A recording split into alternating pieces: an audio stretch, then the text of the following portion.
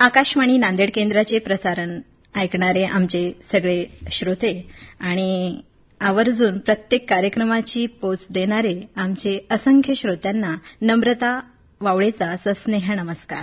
श्रोते हो, प्रत्येक घडामोडींवर आपण वेगवेगळ्या विषयाला अनुसरून प्रत्येक कार्यक्रमामध्ये एक छानशी माहिती प्रसारित करण्याचा आम्ही प्रयत्न करीत असतो.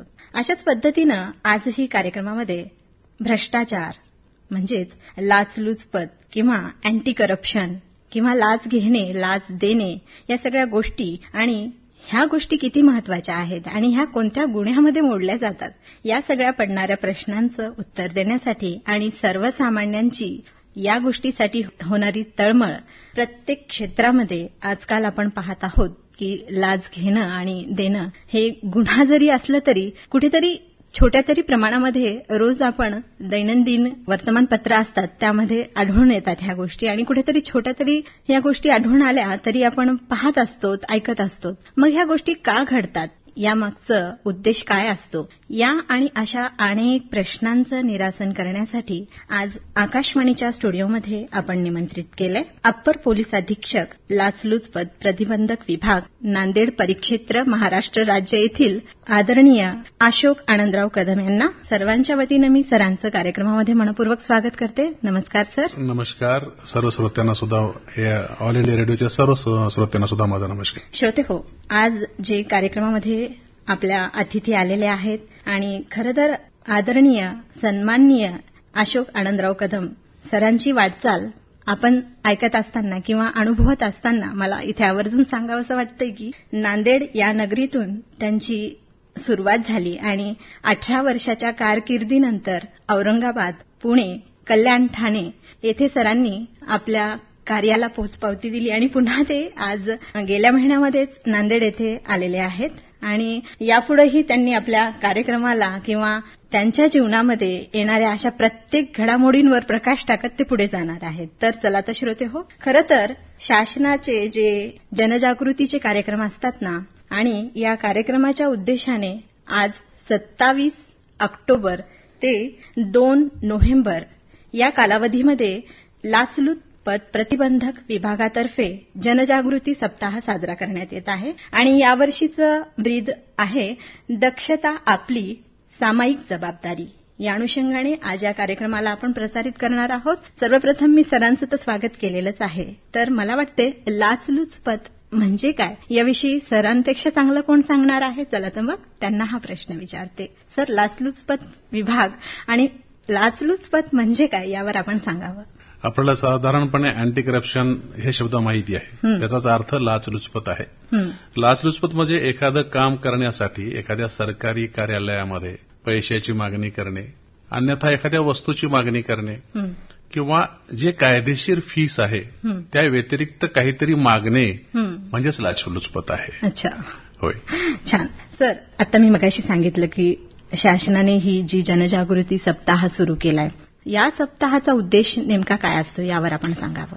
शासनाची कोणतीही गोष्ट सामान्य माणसापर्यंत पोहोचवण्याची जबाबदारी जी आहे हे अशा वेगवेगळ्या सप्ताहातून किंवा वेगवेगळ्या कार्यक्रमातून पार पाडली जाते. अच्छा. तसेच लाचलुचपत प्रतिबंधक विभागातर्फे शासनाच्या वतीनं हा जनजागृती सप्ताह साजरा करण्यात येत आहे. हा सप्ताह 27/10/2025 म्हणजे ह्या महिन्याच्या 27 तारखेपासून ते पुढच्या महिन्याच्या नोव्हेंबरच्या 2 तारखेपर्यंत राबवण्यात येत आहे. अच्छा. याचं एक उद्दिष्ट ठेवण्यात आलेलं आहे, दक्षता आपली सामायिक जबाबदारी. अच्छा. सामायिक जबाबदारी म्हणण्याचा अर्थ असा आहे की अँटी करप्शन ब्युरोला असणारे अधिकारी आणि अंमलदार याबाबतीत काम करतच असतात, परंतु समाजातील विविध घटकांनी सुद्धा यामध्ये सहभागी व्हावं. अशा प्रकारचे जे काही लाचलुचपत आहे तिला प्रतिबंध घालण्यासाठी, त्याचं प्रिव्हेन्शन करण्यासाठी किंवा झालीच असेल लाचलुचपत तर त्याच्यावरती गुन्हे दाखल करण्यासाठी पुढाकार घ्यावा, हा या जनजागरणाच्या मागचा उद्देश आहे. खूप छान. दक्षता आपली सामायिक जबाबदारी या वाक्यातच किती सुंदर दडलेला आहे, लपलेला आहे, आपल्या सर्वांनाच परिचित आहे. सर, मी इथे आणखीन एक प्रश्न विचारते. भ्रष्टाचार प्रतिबंधक विभागाचे जे ध्येय आहे ते ध्येय कोणते आहे याविषयी आपण सांगावं. उच्च दर्जाच्या व्यवस्थेचे निपक्षपातीपणे आणि कर्तव्यपरायणतेचे प्रदर्शन करून भ्रष्टाचाराचा विरोध, कायद्याचे परिणाम दाखवणारे अंमलबजावणी प्रमाणे करणे, त्याबरोबरच भ्रष्टाचारावर नियंत्रण ठेवणे आणि भ्रष्टाचारास प्रतिबंध घालणे असे ह्या कायद्याचे उद्देश आहेत. खूप छान. सर, भ्रष्टाचार प्रतिबंधक विभागाचे कार्यालय महाराष्ट्रामध्ये किंवा भारतामध्ये कुठे आहे याविषयी आम्ही भारतामध्ये तर प्रत्येक शहरामध्ये मोठ्या मोठ्या आहेत, परंतु आपल्या महाराष्ट्रापुरतं मी सांगतो आपणास. सांगा. महाराष्ट्राचं मुख्य ऑफिस जे आहे, डायरेक्टर जनरल जे बसतात आमचे महासंचालक, हे वरळी मुंबई या ठिकाणी मोठं ऑफिस आहे. त्याच्या अंतर्गत 8 मोठ्या मोठ्या शहरांमध्ये आणि विभागामध्ये त्याचे ऑफिसेस आहेत. त्यामध्ये मुंबई, ठाणे, पुणे, नाशिक, औरंगाबाद, नांदेड, अमरावती आणि नागपूर या ठिकाणी परिक्षेत्रीय कार्यालय आहेत. आणि प्रत्येक जिल्ह्याच्या ठिकाणी त्याचं एक युनिट आहे. त्याला डीवायएसपी दर्जाचा अधिकारी असतो आणि परिक्षेत्रीय कार्यालयामध्ये एसपी दर्जाचा अधिकारी असतो. अशा प्रकारे संपूर्ण महाराष्ट्रभर ह्या 8 विभागांतर्गत प्रत्येक जिल्ह्यामध्ये अँटी करप्शन ब्युरोचं ऑफिस आहे. सर, भ्रष्टाचार प्रतिबंधक विभाग कोणत्या कार्यान्वये कार्यवाही करते? भ्रष्टाचार प्रतिबंधक अधिनियम 1988 म्हणजेच त्याला PCA, prevention of corruption act 1988 हा मुख्य कायदा वापरला जातो या भ्रष्टाचार प्रतिबंध करण्यासाठी. खूप छान. सर, मला सांगा की मला आमच्या असंख्य श्रोत्यांना असं विचारायचं की कोणकोणत्या गुन्ह्याचा तपास एसीबी कार्यालयामार्फत केला जातो? साधारणतः 4 ते 5 प्रकारे जे गुन्हे घडले जातात त्याच्या संदर्भात अँटी करप्शन ब्युरो काम करते. त्यामध्ये साधारणपणे सर्वांनाच माहीत असणारा प्रकार म्हणजे शासकीय नोकराने लाचेची मागणी करणे आणि त्यानंतर त्याला लाच देत असताना पकडणे, याला ट्रॅपचा गुन्हा असं म्हणतो आपण. दुसरं आहे की लाच स्वीकारणे त्यातच आले. शासकीय नोकरास लाच देणे किंवा घेणे ह्या दोन्ही गोष्टी आल्यात. त्याबरोबर अपसंपदेचे सुद्धा गुन्हे होतात, ज्यामध्ये सोर्सपेक्षा जास्त उत्पन्न त्यांनी मिळवलं असेल, त्याबाबत आम्ही अपसंपदेचे गुन्हे दाखल करतो. पदाचा दुरुपयोग करून सुद्धा भ्रष्टाचाराचे काही गुन्हे केले असतील त्याबाबतही केला जातो. आणि आणखीन एक सांगण्यासारखं म्हणजे जे सरकारी नोकर ज्यांना जबरदस्तीनं कोणी लाच देण्याचा प्रयत्न करतो त्या प्रकरणात सुद्धा असे सरकारी नोकर अँटी करप्शन ब्युरोशी संपर्क साधून त्याबाबत तक्रार देऊ शकतात. आणि याला आम्ही रिव्हर्स ट्रॅप असं म्हणतो. आणि देणाऱ्याच्या विरुद्ध, म्हणजे लाच देणे सुद्धा घेणे जसा गुन्हा आहे तसं देणे सुद्धा गुन्हा आहे, अशा देणाऱ्याच्या विरुद्ध सुद्धा अशा प्रकारचे गुन्हे दाखल करू शकतो. बरोबर आहे. सर, आज प्रत्येक क्षेत्रामध्ये आपण पाहत आलेलो आहे की म्हणजे लाच देणं घेणं हा प्रकार चालूच असतो. मग तक्रारदार कोणाविरुद्ध लाचेची मागणी या संदर्भात तक्रार देऊ शकतो? आपलं सरकारी काम सामान्यपणे करत असताना कुठलाही सरकारी नोकर जर त्या लागणाऱ्या फीस व्यतिरिक्त कुठल्याही पैशाची मागणी करत असेल, वस्तूची मागणी करत असेल, तर अशा प्रकरणामध्ये अँटी करप्शन ब्युरोकडे आपण तक्रार करू शकतो. अच्छा. आणि जर ही तक्रार केली तर त्यावर काय उपाययोजना होऊ शकते? सर, अँटी करप्शन ब्युरोच्या जो कायदा आहे पीसीए ऍक्ट, त्याप्रमाणे त्या संबंधित सरकारी नोकराच्या विरुद्ध वेगळ्या प्रकारचे गुन्हे दाखल, जसं की त्यांनी लाचेची मागणी केली असेल तर मग कलम 7 प्रमाणे होते. किंवा लाचेची मागणी केल्याच्या नंतर दुसऱ्याकडे पैसे देण्याचं सांगितले तर त्याला 7A प्रमाणे होते. जर समजा पैसे 12 प्रमाणे होते आणि जर समजा पैसे घेणारा जो आहे आणि त्याच्यासोबत एक जण आहे तर त्याला 7, म्हणजे अशा वेगवेगळ्या प्रकारचे जे गुन्हे आहेत 7, 7A, 12 अशा प्रकारचे सेक्शन्स प्रमाणे त्याच्याप्रती गुन्हे दाखल होतात आणि त्याप्रमाणे कारवाई होते. छान. सर, लोकसेवकाने लाचेची मागणी केल्यास तक्रारदाराने काय करावे याविषयी सांगावं? जर तक्रारदाराने अँटी करप्शन ब्युरोला जर संपर्क साधला तर सगळ्यात चांगल्या प्रकारचा ट्रॅप लावणं शक्य आहे. म्हणजे लाचेचे स्वरूप समजून घेणं, कार्यालय समजून घेणं आणि त्या ठिकाणी ट्रॅप लावण्याचं काम करणं, या गोष्टी अँटी करप्शन ब्युरोला जर तो अप्रोच झाला तर करणं सोपं जातं. खूप छान. सर, आता मगाशी म्हणालात की संपर्क साधावा, मग यासाठी कोणता काही टोल फ्री क्रमांक वगैरे आहे काय? नक्कीच. टोल फ्री क्रमांक आहे 1064. हा अगदी पूर्ण महाराष्ट्रभर चालणारा, भारतभर चालणारा नंबर 1064 आहे. या व्यतिरिक्त anti corruption bureau Nanded specially यासाठी एक नंबर आहे 02462 253512. मी इंग्लिशमध्ये एकदा रिपीट करतो, 02462 253512. खूप छान. श्रोते हो, नंबर पुन्हा एकदा सांगते. तक्रार नोंदवण्याकरिता टोल फ्री क्रमांक आहे 1064 आणि या व्यतिरिक्तही एक क्रमांक आहे 02462 253512. तर निश्चितच कुठे अशा प्रकारचं काही आढळलं असेल तर या क्रमांकाशी आपण संपर्क साधावा. सर, पुन्हा एकदा पुढील प्रश्न विचारते सर, म्हणजे प्रत्येकालाच वाटतं की एसीबी कार्यालयापासून दूरच्या ठिकाणावरून टोल फ्री नंबरवरून तक्रार दिल्यास कार्यवाही होऊ शकते काय? नक्कीच होऊ शकते. टोल फ्री नंबर देण्याचा उद्देशच तो आहे की त्या प्रत्येक वेळी तक्रारदाराला अँटी करप्शन ब्युरोला यायचं काम पडू नये. परंतु जेव्हा फिजिकली पैशाची मागणी केली जाते आणि तक्रार संबंधित कार्यालयाच्या विरुद्ध असते, तर आम्ही त्यांना सांगतो की तुम्ही परस्पर संबंधित कार्यालयाच्या जवळ या आणि जे काही त्यांनी अॅप्लिकेशन दिलं असेल किंवा त्यांचं सरकारी नक्की काम काय आहे त्या संदर्भाची एखादी रिसिव्ड प्रत असेल, कामासाठी दिलेला अर्ज असेल, त्याची एक प्रत घेऊन ते जर त्या कार्यालयाच्या आजूबाजूला कुठे भेटले तर आम्ही जाऊन सुद्धा असा ट्रॅप लावतो. त्यासाठी त्यांना कार्यालयात येण्याची गरज नाही. अच्छा. आणि सर, सापळा कार्यवाहीमध्ये गोपनीयता ठेवली जाते काय? किंवा सापळा यशस्वी झाल्यानंतर लोकसेवकावर कोणत्या याचे गुन्हे लागू शकतात सर? सापळा कारवाईमध्ये गोपनीयता हा अत्युच्च महत्वाचा मुद्दा आहे आणि तो ठेवलाच जातो. कारण जोपर्यंत गोपनीयता ठेवली जाणार नाही तोपर्यंत अशा प्रकारचा सापळा लावणं आणि यशस्वी करणं अशक्य गोष्ट आहे. त्यामुळं तक्रारदार म्हणजे आपण सर्व नागरिकांनी लक्षात घेतलं पाहिजे की आपण तक्रार जेव्हा द्यायला येता त्याबाबत अँटी करप्शन ब्युरो संपूर्णपणे गोपनीयता पाळते. तुम्ही अँटी करप्शनचे ब्युरोचे लोक आणि असणारे पंच या व्यतिरिक्त कोणालाही माहिती असत नाही. पंचांना सुद्धा तेव्हाच माहिती दिली जाते जेव्हा तो सापळा लावायचा असतो. त्यामुळे 100% गोपनीयता पाळली जाते. खूप छान. सर, सापळा कार्यवाहीमध्ये लाचेची जी रक्कम तक्रारदार देतो ना, ती रक्कम तक्रारदारास परत मिळते काय? जी काही रक्कम आहे ती रक्कम त्यांना एकदा ट्रॅपमध्ये जर जप्त झाली असेल तर त्यांनी एक अर्ज करायचा असतो आणि ती 25-30 दिवसामध्ये त्यांना शासनाकडून परत मिळते. अच्छा. छान. खाजगी व्यक्ती किंवा एजंट यांनी तक्रारदारास मी साहेबांना सांगून तुझे काम पूर्ण करून देतो अशा प्रकारची मागणी करतो किंवा लाच घेतो त्यांच्याकडून, तेव्हा त्यांच्या विरुद्ध आपल्या विभागाकडून काय कार्यवाही केली जाते सर? निश्चित अशी कारवाई होते.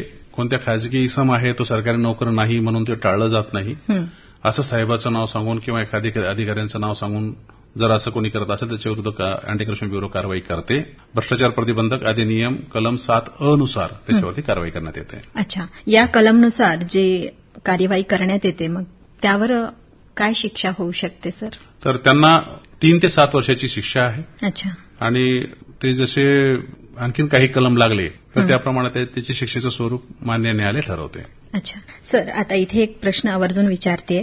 लोकसेवकाने पैशाची मागणी केली परंतु स्वीकारताना त्यांनी इतर खाजगी व्यक्तींकडे पैसे देण्याचे सांगितले व ते स्वीकारले तर खाजगी व्यक्तींवर कोणत्या कार्यान्वयन गुन्हे दाखल होतात सर? मी अगोदरही सांगितलं की कलम 12 जो आहे तो स्पेशली याच्यासाठीच आहे की एखाद्या व्यक्तीने सरकारी नोकर आहे आणि त्यांनी सांगितलं की एका एक्स व्यक्तीकडे हे पैसे दे, तर त्या एक्स व्यक्तीसह तो सरकारी नोकर सुद्धा त्यात गुन्ह्यात आरोपी होतो. कलम 7 प्रमाणे तो सरकारी नोकर आणि कलम 12 प्रमाणे तो खाजगी इसम, त्या दोघांच्या विरुद्ध ही कारवाई होते. बरं. आणि त्याच्या विरुद्ध गुन्हे दाखल होतो. अच्छा. आणि सर, सापळा कार्यवाहीनंतर आरोपी लोकसेवकाकडून तक्रारदारास जर धमकी असे काही वजा फोन किंवा धमकी स्वरूपामध्ये काही आढळून आले तर एसीबी काय कार्यवाही करते सर? अशा प्रकारच्या घटना फार कमी घडतात, पण जर अशी घटना घडलीच तर त्यांना संबंधित पोलीस स्टेशनला जाऊन तक्रार देण्यासाठी सांगितलं जाते. त्याप्रमाणे एनसी किंवा जो काही गुन्हा असेल तो दाखल केला जातो. याशिवाय महाराष्ट्र साक्षीदार संरक्षण अधिनियम जो आहे 2017चा त्यानुसार सुद्धा संरक्षण संबंधित साक्षीदारास आणि तक्रारदारास सुद्धा दिलं जातं. अच्छा. आणि मग नंतर पावले कोणती उचलली जातात सर? तर त्यांना मदत केली जाते, त्यांचे गुन्हे दाखल करून घेतले जातात. हे जे काही त्यांनी धमकी दिली असेल त्याचा एक वेगळा गुन्हा दाखल करून संबंधित पोलीस स्टेशन त्याच्यामध्ये तपास करतात. म्हणजे जो गुन्हा ट्रॅपचा आहे याच्या व्यतिरिक्त वेगळे गुन्हे दाखल केले जातात आणि त्या जे काही सिरियसनेस असतात त्याप्रमाणे ते गुन्हे दाखल होऊन त्याच्याविरुद्ध कारवाई केली जाते. अच्छा. सर, इथे एक प्रश्न विचारते. पूर्वी जसं पैशांना कोणतं तरी पावडर लावलं जायचं, आताही तो प्रकार सुरू आहे का? अगदी अँथ्रासिन पावडर लावूनच हे गुन्हे केले जातात. म्हणजे गुन्ह्यामध्ये ते पैसे दिले जातात. हा, जेणेकरून त्या संबंधित घेणाऱ्याच्या हातावरती ते पावडर मिळते आणि एक पुरावा त्यामध्ये निर्माण होतो. अच्छा. आणि अधिक चांगल्या प्रकारे तपास करणं सोपं जातं. यानुसार आणखीन एक सिरियल नंबर पण असतात, नोट वगैरे. नोटाचे सिरियल नंबर आपण अगोदर घेतलेले असतात, त्याच नोटा तिथे दिल्या जातात. जप्त करताना सुद्धा त्याच नोटा जप्त केल्या जातात. परंतु हे त्यांच्या हातात गेले होते हे सिद्ध होण्यासाठी आपण त्याच्यावरती अँथ्रासिन पावडर लावतो. मग अँथ्रासिन पावडर जेव्हा ट्रान्सफर होतं तर त्यांच्या बोटांना, हातांना किंवा ज्या वस्तूमध्ये त्यांनी घेतलं असेल त्याला ते लागतं. पुराव्यासकट आपल्याला ते त्यामुळे मिळतं. आपला पुरावा निर्माण होतो. सर, एक प्रश्न विचारते. लोकसेवकाचे गुन्हेगारी स्वरूपाचे गैरवर्तन म्हणजे काय? अशा प्रकारचं गैरवर्तन जे आहे, एखाद्या वेळी समजा एखाद्या लोकसेवकाला कुठली तरी प्रॉपर्टी सीज करायला सांगितलेली आहे किंवा त्याच्या ताब्यात दिलेली आहे आणि त्या प्रॉपर्टीचा तो दुरुपयोग करतो किंवा त्यापासून काही उत्पन्न मिळवतो किंवा त्याची विक्री करतो किंवा एखाद्या चुकीच्या गोष्टीसाठी त्याचा वापर करतो, अशा प्रकारचं जर काही त्यांनी कार्य केलं तर हे गुन्हेगारी स्वरूपाचं गैरवर्तन आहे. अच्छा, लोकसेवकाने गुन्हेगारी स्वरूपाचे गैरवर्तन केल्यास कोणत्या कार्यान्वये गुन्हे दाखल केले जाते? भ्रष्टाचार प्रतिबंधक अधिनियम जो 1988चा आहे त्याच्या कलम 13(1)(अ) प्रमाणे अशा प्रकारचा गुन्हा दाखल केला जातो आणि त्यात दिलेल्या शिक्षेप्रमाणे त्याला शिक्षा होते. खूप छान. तर मला या संदर्भात किंवा तुमच्या आता जी दक्षता आपली सामायिक जबाबदारी जे ब्रीद आहे या सप्ताहाचं, तर या अनुषंगाने तुम्ही आमच्या असंख्य श्रोत्यांना काय सांगणार आहात? भ्रष्टाचार हा एक समाजाला लागलेली कीड आहे आणि ही कीड जर दूर करायची असेल तर आपण आपल्या मराठवाड्यात तरी विशेषतः आपण ज्या नांदेड जिल्ह्यात राहतो तिथं सगळ्यात जास्त शेतकरी आहेत. तर शेतकऱ्यांना चांगलं माहिती आहे की ज्या प्रकारच्या किडी आपल्या पिकावरती लागतात किंवा एखाद्या आजारामध्ये जशी कीड लागली असं दाताला सुद्धा कीड लागली आपण असं म्हणतो, पण ती कीड काढून टाकायची असते आपल्याला. आपल्या शेतामध्ये वनस्पतीवर पडलेली कीड आपल्याला काढून टाकायची असते, तसेच ही कीड आहे एक प्रकारची आणि हे समाजामध्ये फोफावत जात आहे. तर या किडीला जर समजा कंट्रोल करायचा असेल, त्याचा प्रतिबंध करायचा असेल तर जास्तीत जास्त समाजातील लोकांनी त्याबाबत सतर्क राहणं गरजेचं आहे. अशा प्रकारचे छोटे मोठे जे काही भ्रष्टाचाराची मागणी होते, पैशाची मागणी होते, वस्तूंची मागणी होते, त्यावेळेस अँटी करप्शन ब्युरोला त्यांनी संपर्क साधला पाहिजे. एकटे अँटी करप्शन ब्युरो काही करू शकणार नाही, त्याच्यासोबतच समाज असणं गरजेचं आहे, म्हणून ही ब्रीद ठेवण्यात आलेलं आहे. निश्चितच. तर असं दोन्हीही अँटी करप्शन ब्युरो आणि समाज एकत्र येऊन या भ्रष्टाचाराचा किडा आपण म्हणजे काय म्हणतात त्याला समूळ नष्ट करण्यासाठी आपण प्रयत्न करूया. निश्चितच. आणि म्हणजे खरोखरच सर आपण इथे आलात आणि खूप छोट्या छोट्या गोष्टींचं अगदी निरासन केलं. ह्या असंख्य श्रोत्यांचं समाधान झालं असणारच आहे. आणि सर, लाचलुचपत विभाग आपण कशा पद्धतीने या ठिकाणी कार्य करता आणि इतका सुंदर एक अनुभव तुम्ही सांगितला. खरं तर प्रत्येकानं या किडीला नष्ट करणं हे एक भारतीयाचं कर्तव्य आहे आणि आम्ही तुम्हाला साथ देऊ, तुम्ही पुढे चला एवढंच म्हणते सर. वेळेच्या अभावी आपल्याला इथे थांबावं लागणार आहे. आपण आम्हाला खूप सुंदर माहिती दिली आणि असंख्य श्रोत्यांना आपण एक वक्ता म्हणून इथे लाभलात, त्याबद्दल आकाशवाणीच्या पूर्ण टीमतर्फे मी नम्रता वावळे आपले ऋण व्यक्त करते. नमस्कार. धन्यवाद. धन्यवाद. श्रोत्यांना सुद्धा नमस्कार.